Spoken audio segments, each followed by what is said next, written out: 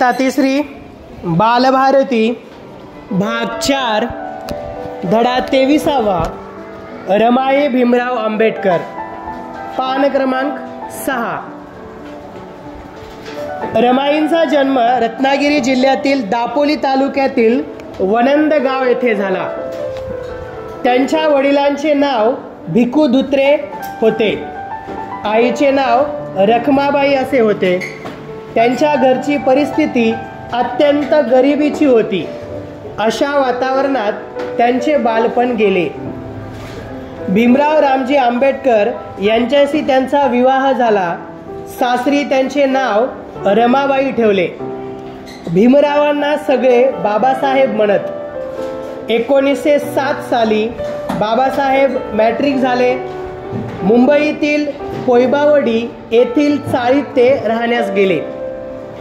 बाबासाहेबांनी रमाईंना घरीच लिहायला वाचायला शिकवले। बडोदा नरेश सयाजीराव गायकवाड यांची शिष्यवृत्ती घेऊन बाबासाहेब 1913 साली शिक्षणासाठी अमेरिकेला गेले।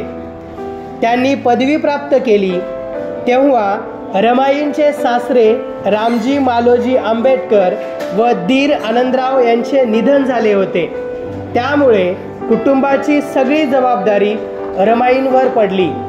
रमाईंचा स्वभाव मितभाषी, दृढनिश्चयी आणि स्वाभिमानी होता। त्या कर्तव्यनिष्ठ व स्वसुखत्यागी होत्या। अशा खडतर स्थितीतही मनाची शांतता आणि घरातील एकोपा अबाधित ठेवण्यासाठी त्यांनी फार कष्ट सोसले।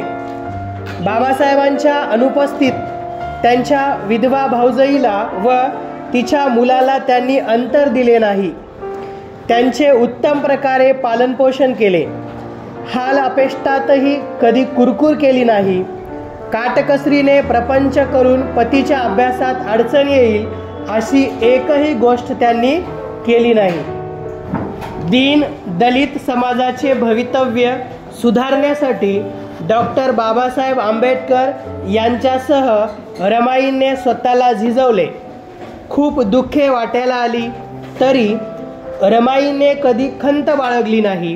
प्रसंगी एखादे सुख वाटायला आले तर त्या हुरळूनही गेल्या नाहीत। रमाईंना कारुण्याची मूर्ती असे संबोधले जाते।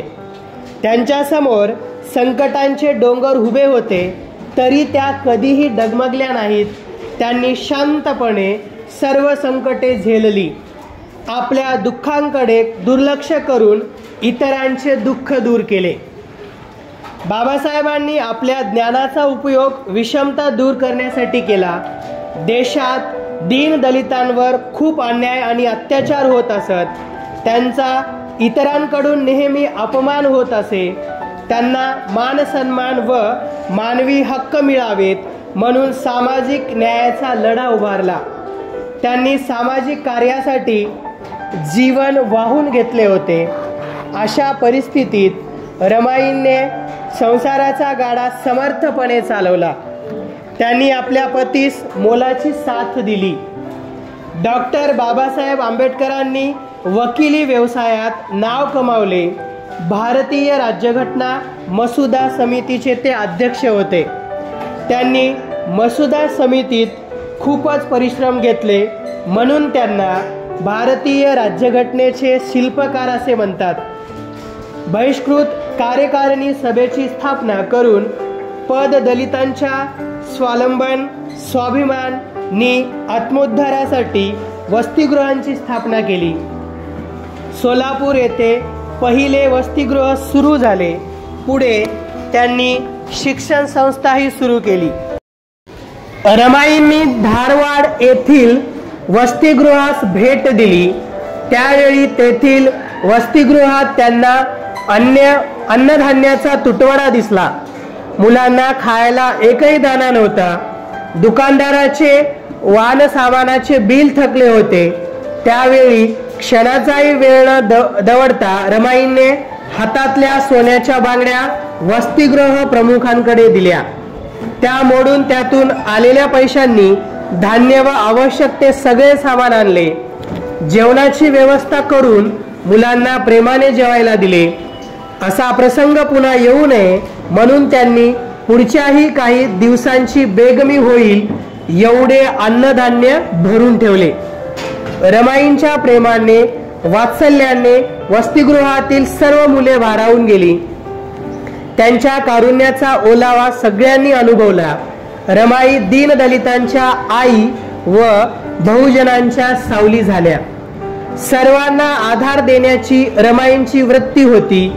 स्वतःची सर्व स्वप्ने विसरून कुटुंबांच्या व समाजाच्या उज्ज्वल स्वप्नांना साकारण्यासाठी त्या शेवटपर्यंत झगडल्या. त्यांची जिद्द आजही सर्वांना प्रेरणादायी ठरते. रमाईंच्या माहेरचे आडनाव धोत्रे असेही लावले जाते. डॉक्टर करुणा जमदाडे यांनी हे लेखन केलेलं आहे. या ठिकाणी शब्दार्थ आहेत. राज्यघटना, राज्यघटना म्हणजे संविधान. साठा बेगमी म्हणजे साठा. वात्सल्य म्हणजे प्रेम किंवा माया. तर या धड्याचे वाचन करा. काही अडचणी असतील तर शिक्षकांना विचारा.